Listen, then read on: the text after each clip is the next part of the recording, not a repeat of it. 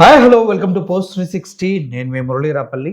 మీ అందరికీ తెలుసు, మాధురి రాథోడ్ అనే ఒక అమ్మాయి, అదేవిధంగా ఆ అమ్మాయితో కలిసి ఉన్నటువంటి సాయి అనే ఒక డాన్సర్, వీళ్ళిద్దరు కలిసి పర్సనల్గా ఒక రూమ్లో ఉండగా వాళ్ళ భార్య పక్కన ఇంకొకరు ఎవరెవరో వచ్చేసి తన పైన దాడి చేయడం జరిగింది. ఆ అమ్మాయిని కొట్టడం జరిగింది. అదే కాకుండా అమ్మాయి ఏదో తప్పు చేసినట్టుగా అందరూ కలిసి అమ్మాయిని పచ్చిబూతులు మాట్లాడటం కూడా జరిగింది. ఈ మొత్తం వ్యవహారం కనుక మనం చూసినట్లయితే మాధురి తప్పు ఉందా అంటే, ఒక విధంగా చెప్పాలంటే నాకు తెలిసి మాధురి తప్పు ఎంత ఉందో పక్కన ఇంకొకటి తప్పు కూడా అంతకన్నా డబుల్ ఉంది. ఎందుకంటే వాడికి పెళ్ళయింది, పిల్లలు ఉన్నారు, అద్భుతమైనటువంటి జీవితం ఉన్నా కూడా మాధురి అనే అమ్మాయిని ట్రాప్ చేసి ఇటువంటి దారుణానికి పాల్పడ్డాడు అనేది తెలుస్తున్నటువంటి విషయం. ఎందుకంటే ఇప్పుడు ఎవరైతే ఇక్కడ ఒక ఆవిడ ఉందో, మాధురిని కొట్టినటువంటి ఆవిడ ఎవరైతే, ఆవిడ పేరేం పేరు, ఈశ్వర్ సాయి వాళ్ళ వైఫ్ చాలా దారుణంగా బిహేవ్ చేసింది. అంతకన్నా దారుణంగా పక్కన వీడియో తీస్తున్నటువంటి ఇంకో ఐటమ్ గారు ఎవరో ఉన్నారు. ఆ ఐటమ్ అయితే పచ్చి బూతులు మాట్లాడటంతో పాటు ఓవర్ యాక్షన్ బాగా చేసింది. వీడియోలు మొత్తం సోషల్ మీడియాలో వైరల్ చేశారు. ఇప్పుడు అమ్మాయి జీవితం ఏంటి అని ఆలోచిస్తున్న క్రమంలో ఇప్పుడు ఒక పని జరిగింది. ఏంటంటే వేములవాడకు చెందినటువంటి జానపద కళాకారిణి ఈవిడ మాధురి రాథోడ్ అనే అమ్మాయి. ఈ అమ్మాయి ఏం చేసింది, ఇప్పుడు పోలీస్ కేసు పెట్టింది. ఈ పోలీస్ కేసు పెట్టిన తర్వాత టౌన్ పోలీస్ స్టేషన్ని ఆశ్రయించారు. ఈ నెల 19న రెడ్డిబాబులో శరణ్య తనను దూషించి దాడి చేయడంతో పాటు 50,000 విలువైనటువంటి ఫోన్ను కూడా తీసుకొని వెళ్ళిందంట.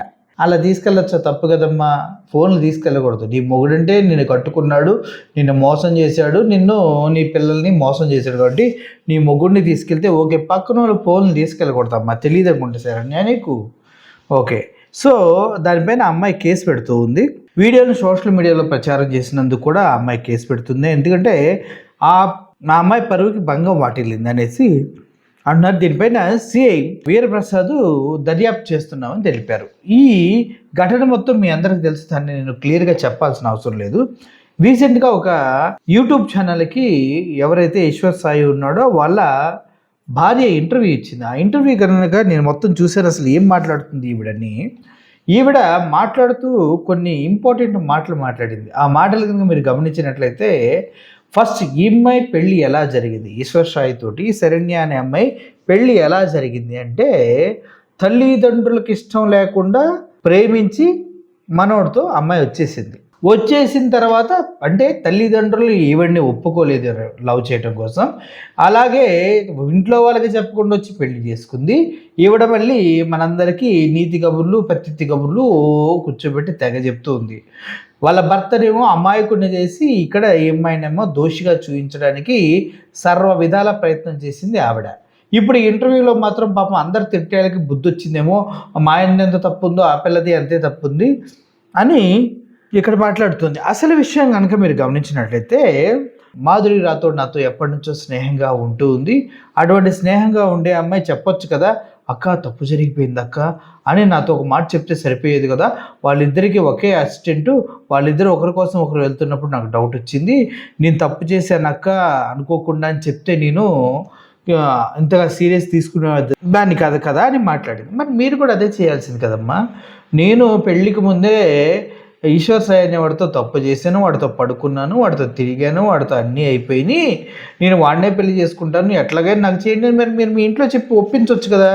ఎందుకంటే ఇప్పుడు నువ్వు చాలా ఎమోషనల్ అయిపోయి, అమ్మాయి చెప్పలేదు, నేను అమ్మాయిని ఇష్టపడ్డాను, ఆ అమ్మాయి నాతో బాగానే ఉండేది కానీ నాకు చెప్పలేదని నువ్వు ఫీల్ అవుతున్నావు. నువ్వు కన్నదండ్రులు కూడా అన్నీ చెప్పి ఒప్పించుకొని కదా పెళ్లి చేసుకోవాలి. ఎందుకు చేసుకోలేదు నువ్వు? ఎందుకు ఇంట్లో నుంచి వచ్చేసి అబ్బాయిని పెళ్లి చేసుకున్నావు అంటే, నువ్వు చెప్పిన ఇంటర్వ్యూలో మ్యాటర్ తీసుకుని నేను మాట్లాడుతున్నా. మనమైతే 25 సంవత్సరాలు పెంచిన కన్న తల్లిదండ్రులు మోసం చేసేసి వాళ్ళని గాలికి వదిలేసి కనీస జ్ఞానం లేకుండా వచ్చి ప్రేమించిన వాడితో సుఖంగా ఉండాలని పెళ్లి చేసుకోవచ్చు. ఇక్కడ నువ్వు పెద్ద ఇప్పుడు క్యారెక్టర్ల గురించి నువ్వు పెద్ద ఇప్పుడు ఇట్లా చెప్పొచ్చు కదా అట్లా చెప్పొచ్చు కదా అని ఆ అమ్మాయి మాధురి రాథోడ్ గురించి చెప్తున్నావు. సరే ఓకే. అండ్ నీ మొగుడు ఏం చేశాడు? పెళ్ళయి పిల్లలుండి అద్భుతమైన జీవితం ఉన్నా కూడా వదిలేసి నిన్ను ప్రేమించి పెళ్లి చేసుకొని కూడా ఇంకో అమ్మాయితో తిరుగుతున్నాడు. ఎందుకంటావు చెప్పు? ఎందుకు అలా తిరుగుతూ ఉన్నాడు అంటే, నీకు ఒక్క చుక్కైనా జ్ఞానం ఉంటే నువ్వు చేసింది ఎంత పెద్ద తప్పు అర్థమవుతుంది. నువ్వు పెద్ద ఏదో సరిగా ఉన్నట్టు మీ తల్లిదండ్రులు 25 సంవత్సరాలు పెంచిన తల్లిదండ్రులు గౌరవించినట్టు, మీ ఆయన ఏదో మీ 7 సంవత్సరాల వివాహ బంధాన్ని ముందున్నటువంటి ప్రేమ బంధాన్ని గౌరవించి మీరిద్దరూ అన్యోన్యంగా ఉంటున్నట్టు మీరు ఆడే సొల్లు నాటకాలు ఉన్నాయి చూడండి. అబ్బో పీక్స్ మేడం, పీక్స్. మళ్ళీ ఇక్కడికి వచ్చి ఆ అమ్మాయిని బ్లేమ్ చేస్తూ ఉన్నారు చూడండి. అసలు ఎవరిని కొట్టాలి చెప్పుతోటి? ఆడపిల్లని అక్కడి వరకు తీసుకెళ్ళి రూమ్ బుక్ చేసి అందుట్లో ఆ అమ్మాయి జీవితంతో ఆడుకుంటున్న ఎదవని కదా కొట్టాలి. అదే క్రమంలో ఇప్పుడు ఈ రాథోడ్ అనే అమ్మాయి, మాధురి రాథోడ్ కేసు పెడతాం జరిగింది. ఆ అమ్మాయి సెల్ ఫోన్ ఎందుకు లాక్కెళ్ళారు? మీకు ఎవడిచ్చాడు హక్కు? అంటే వీడియోలు తీస్తారు మీ ఇష్టం. ఆ పక్కన ఎవరమ్మా వాగుతుంది చాలా ఎక్కువగా, మంచి ఐటెం గల్లా ఉంది. ఎవరవిడ? ఎందుకు నోరేసుకుని పచ్చిబూతులు తిట్టుకుంటూ మాట్లాడుతూ ఉంది? ఓ మీకు అన్యాయం జరిగిందని ఆవిడ ఫీల్ అవుతుంది. ఆవిడకి కూడా ఏదో అన్యాయం జరిగిందేమో అని చాలామంది అంటున్నారు. పాపం ఈశ్వర్ సాయి పాపం చాలా డిసప్పాయింట్ చేశాడంట ఆ అమ్మాయిని. అందుకే బాగా బాగా బాగా ఫీల్ అవుతున్నారు. ఆ మాటలు అంటున్నారు. అవసరం మనకి ఏంది? ఇదంతా పక్కా ప్లాన్ ప్రకారం, స్కెచ్ ప్రకారం వాళ్ళిద్దరు కలిసి ఉంటున్నారని తెలిసి కావాలని చేసి ఆ అబ్బాయి బాగానే సంపాదిస్తున్నాడు, బాగానే ఉంటున్నాడు కాబట్టి వాడిని వదిలిపెడితే ఇష్టం లేక నువ్వు ముద్దు పెట్టుకున్నావా రావండి, నువ్వు హగ్గు చేసుకున్నావా, ముద్దు పెట్టుకున్న హగ్గు చేసుకోకుండా రూమ్లో ఉంటారా మేడం? ఏం మాట్లాడుతున్నారు మీరు? ఈవిడ ఇంటర్వ్యూ మొత్తం కనుక మీరు చూసినట్లయితే ఎంత తెలివిగా మాట్లాడుతుందంటే మామూలు తెలివితేటలేదు ఈవిడకి. ఎంత అందమైన పిల్లాన్ని ఇంట్లో పెట్టుకుని బయట వాడు అలా తిరుగుతున్నాడంటే మరి దానికి కూడా సమాధానాలు చాలామంది అడుగుతూ ఉన్నారు. మరి ఏం చేద్దాం చెప్పండి? మీ అంత అద్భుతమైన మొగుడు అంత అందంగా ఉన్న భార్యను వదిలిపెట్టి బయట తిరుగుతున్నాడంటే తప్పెవరిది? మంద కూడా ఉంటుంది కదా. ఇప్పుడు మాధురి రాథోడ్ అనే అమ్మాయి మీ మొగుడు ఏ కబుర్లు చెప్పకుండానే, ఏం మాట్లాడకుండానే, ఏం చేయకుండానే ఆయనతో వెళ్ళి మీద పడి రాగేసి పేసేసి చేస్తుందంటావు. మరి అటువంటిప్పుడు ఇప్పుడు నువ్వు చేసింది మీ ఇంట్లో నుంచి వచ్చేసింది. నీ మొగుడు ఇద్దరు పిల్లలున్నా భార్యనున్నా వేరే అమ్మాయితో వెళ్ళింది. ఎన్ని తప్పులు కాదమ్మా. నువ్వు చేసింది కరెక్టు, మీ ఆయన చేసింది కరెక్టు, ఆ అమ్మాయి చేసింది మాత్రమే తప్పు. బాగా చెప్పారమ్మా. అందుకే కేసు పెట్టింది ఆ అమ్మాయి. సిఐ వీరప్రసాద్ ఏదో చూసుకుంటారు. ఫోన్ ఎత్తుకెళ్ళారట్టుగా 50,000 రూపాయల ఫోను మరి ఏదో తిరిగి ఇచ్చేటప్పుడు, లేకపోతే అది ఇంకో కేసు అవుతుంది, దొంగతనం కేసు అవుతుంది, ఎరక్కొడతారు పోలీసులు బొక్కలు వేసి. సో ఓవరాల్గా మాధురి వైపే మొత్తం పాజిటివ్ అనేది తిరుగుతుంది. ఒక ఫోక్ డ్యాన్సర్గా తన కెరియర్ స్టార్ట్ చేసి చిన్న చిన్న దగ్గర నుంచి కమర్షియల్గా ఉంటారు, పిచ్చ కమర్షియల్ ఉంటారు వీళ్ళు. మరి ఇటువంటి ప్రాబ్లమ్స్ వచ్చినప్పుడు యూట్యూబర్స్ మాట్లాడుతూ ఉంటారు, కానీ ఇంటర్వ్యూస్ ఇవ్వాలంటే వీళ్ళకి మాత్రం చాలా బెట్టు చేసి అది ఇది చాలా వేషాలు కూడా వేస్తూ ఉంటారు. అండ్ ఫోక్ ఇండస్ట్రీ మొత్తం ఇలాగే ఉందంటూ జాను లేరీ అనే అమ్మాయి కూడా ఏదో మాట్లాడింది.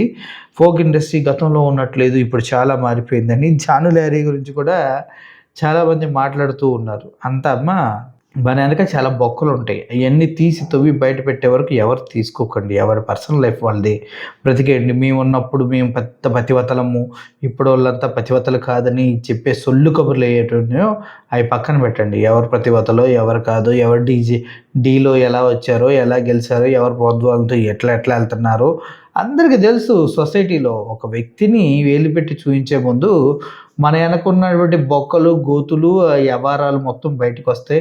ఒకడు ప్రేమించి ఇంకొకరు పెళ్లి చేసుకుని అన్న వాడికే మళ్ళీ ప్రపోజ్ చేసి ఆయన్నే పెళ్లి చేసుకుంటారని, మళ్ళీ అది కాదని ఇవన్నీ తెలుసమ్మా సమాజానికి.